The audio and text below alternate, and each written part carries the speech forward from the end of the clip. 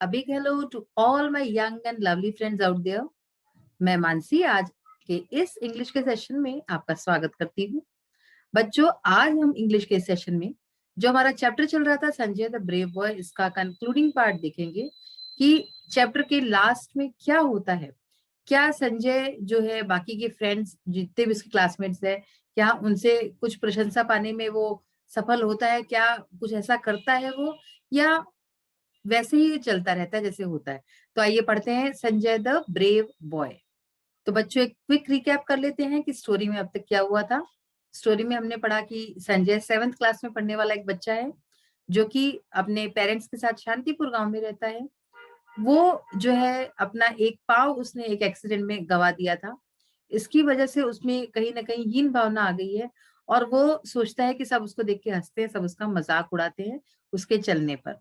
उसकी माँ उसे हमेशा प्रोत्साहित करती है, उसे एनकरेज करती है और कहती है कि तुम निराश मत हो, एक दिन जो है पूरी दुनिया तुम्हारी तारीफ करेगी और जो है तुम पे गर्व करेगी, प्राउड फील करेगी। इस तरह से कह के उसकी जो है हमेशा मनोबल बढ़ाती है। स्कूल जाता है वो जब, तो उसके फ्रेंड जो है उसके गिरने पे उसका मजाक उड़ाते हैं। जब क्लास में वो अपने एक क्लासमेट होता है जो उसके पास बैठता है, अमित, उससे बात करने की कोशिश करता है तो वो भी उसको निग्लेक्ट करता है और वो उससे बात नहीं करना चाहता।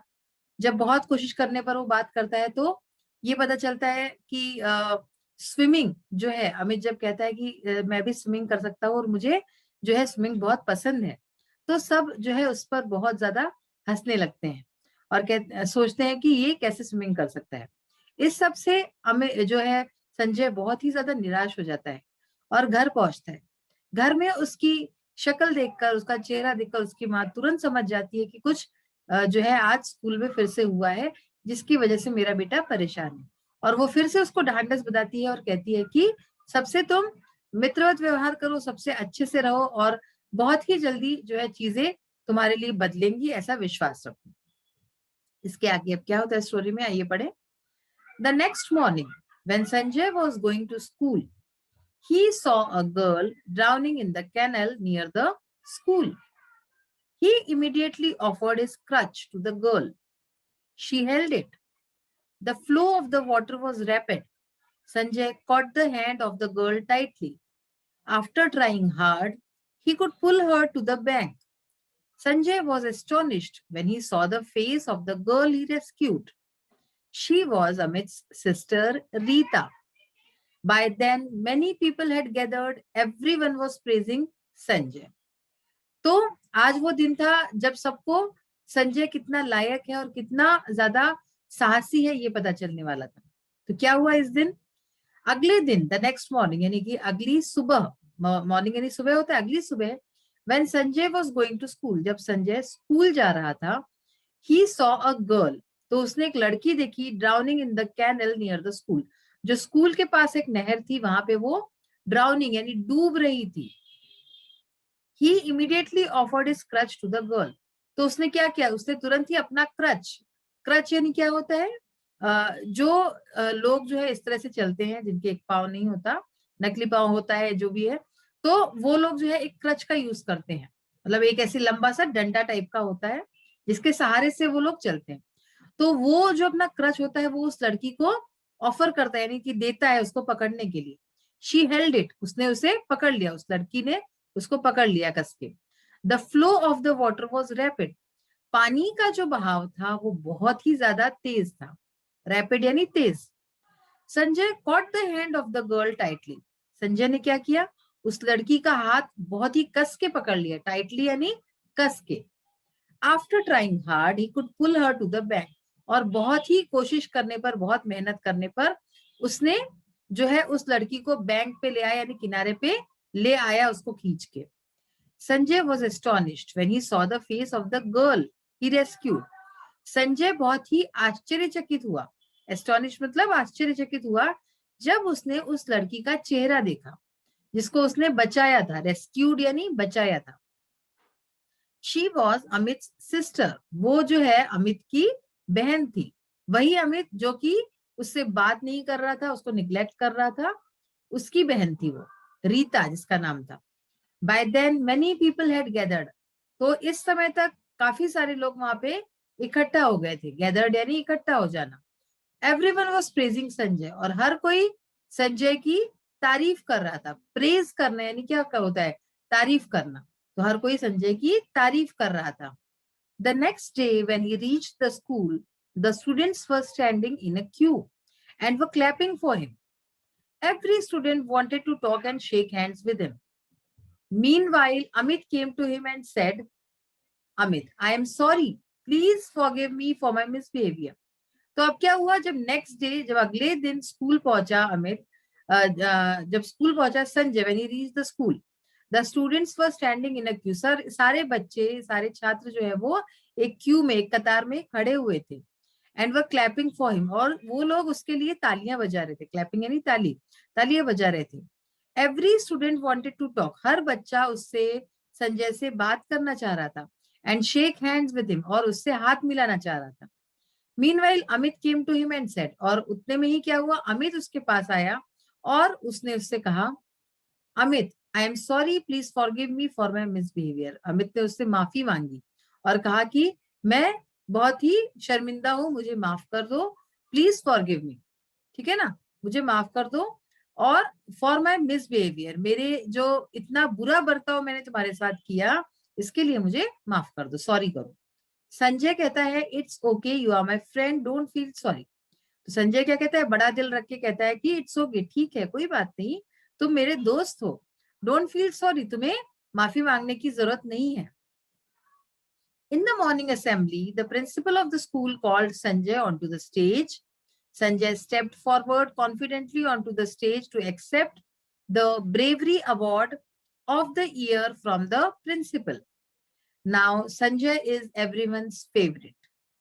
तो लास्ट पैराग्राफ में क्या कहा गया है, इन द मॉर्निंग असेंबली, सुबह की जो असेंबली होती है, जहाँ पे प्रेयर वगैरह होती है, प्रार्थना होती है, वहां पे the principal of the school called Sanjay, school के जो प्रिंसिपल थे उन्होंने संजय को बुलाया on to the stage, stage के ऊपर उन्होंने उसको बुलाया। संजय स्टेप्ड फॉरवर्ड, संजय आगे आया, फॉरवर्ड यानी आगे आना, confidently on to the stage, और कॉन्फिडेंटली आया, बहुत ही आत्मविश्वास से आगे आया, स्टेज के ऊपर चढ़ा, to accept the bravery award, और वहां पे जाके उसने एक्सेप्ट किया, स्वीकार किया, जो bravery award of the year, साल का जो ब्रेवरी अवार्ड, यानी कि साहस कोई करता है कोई इस तरह का बेहतरीन, तो उसको दिया जाता है। तो इस तरह का अवार्ड उसे मिला फ्रॉम द प्रिंसिपल, जो कि प्रिंसिपल ने खुद उसे दिया।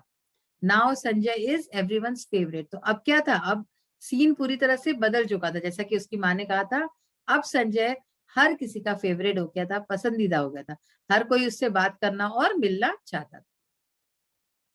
Now we will see the new words and their pronunciation and their meaning. ठीक है, नए शब्द देखते हैं, उनका प्रोनाउंसिएशन कैसे होगा और उनका मीनिंग क्या है। First word is neglected. Neglected का मतलब है उपेक्षा की, यानी कि जब हम किसी चीज पे ध्यान नहीं देते तो वो निग्लेक्ट होता है। कंपनी, कंपनी का मतलब है यहाँ पे साथ। Then next word is half heartedly, यानी बेमन से, मैंने आपको बोला था अनमने मन से, अधूरे मन से, तो हाफ हार्टेडली। टॉटर्ड, टॉटर्ड यानी लड़खड़ाया। बर्स्ट इनटू, बर्स्ट इनटू का मतलब ढाके मारकर, जोर जोर से ढाके मारकर हंसते हैं ना। चिंड अप, चिंड अप मीन्स कठिन परिस्थिति में प्रसन्न रहना। जब स्कूल में सब उसके ऊपर हंस रहे थे, जब उसका मजाक उड़ा रहे थे, तो वो क्या हुआ, ही चिंड अप, उसने अपना कठिन परिस्थिति में प्रसन्न रहना और वो क्लास में चला गया। मिजरेबल का मीनिंग है दयनीय। प्रिटेंडेड यानी दिखावा किया, अमित ने दिखावा किया ना कि वो उसकी बात सुनी नहीं रहा है। ड्राउनिंग यानी कि डूब रहा है। कैनल यानी नहर। क्रच यानी बैसाखी, क्रच का exact word Baisakhi.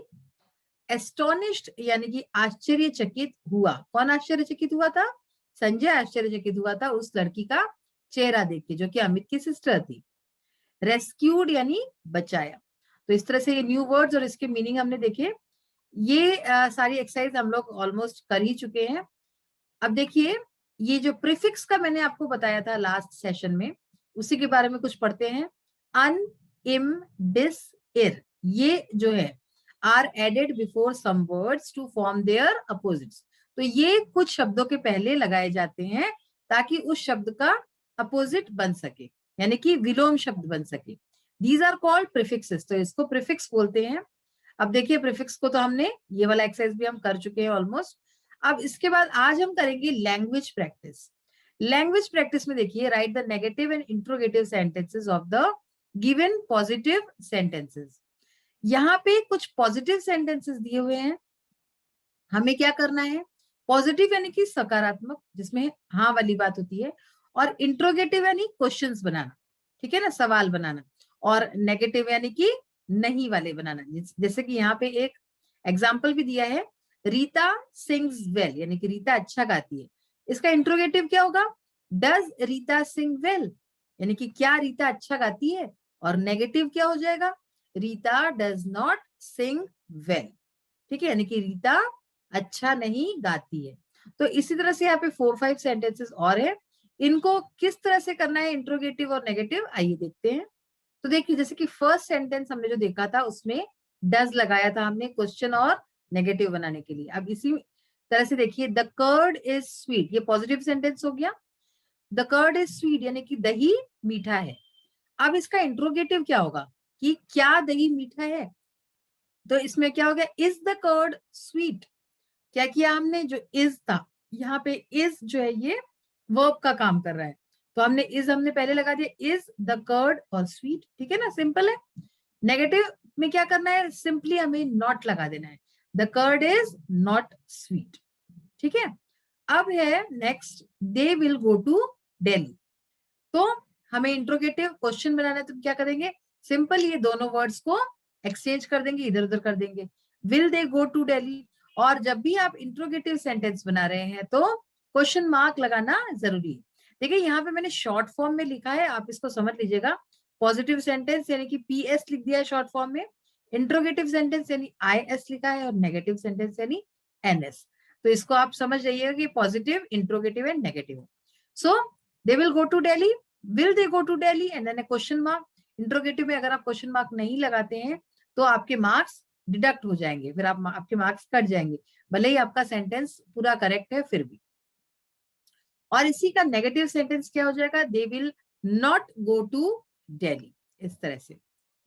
He has written a letter, यानी कि उसने लेटर लिखा, he has written a letter. अब इसका क्या होगा, has he written a letter, simple है। इस तरह के इंट्रोगेटिव क्वेश्चंस बनाना, सेंटेंसेस बनाना बहुत ही सिंपल होता है। तो और इसका नेगेटिव सेंटेंस क्या होगा, he has not written a letter. तो क्या करना है हमें, इसके जो वर्ब है उसके जस्ट पहले हमको नॉट लगा देना है, he has not written a letter. These roses are red, यानी कि ये गुलाब लाल है, आर दीज रोजेज रेड। अब आप कहेंगे कि यहाँ पे आप नहीं कर सकते, दीज रोजेज ये क्या है, ये आपका सब्जेक्ट है, तो इसके बाद जो है आ रहा है आर, वहां से आप करेंगे। तो इज, आर, इस तरह के जो शब्द हैं इसी से आपका क्वेश्चन स्टार्ट होना चाहिए, ठीक है। तो आर दीज रोजेज रेड, अगर आप यहाँ पे लिखेंगे रोजेज दीज आर रेड तो ये क्वेश्चन नहीं बनता है। तो are these roses red, and negative में these roses are not red. Nidhi has a doll, यानी कि निधि के पास एक डॉल है, गुड़िया है। हैज निधि अ डॉल, अब आप ये सोच सकते हैं कि ये क्वेश्चन भी बन सकता है, लेकिन हम यहाँ पे क्या बनाएंगे, does Nidhi have a doll, ठीक है। तो इस तरह का क्वेश्चन बनेगा। और नेगेटिव में क्या बनेगा, Nidhi does not have a doll.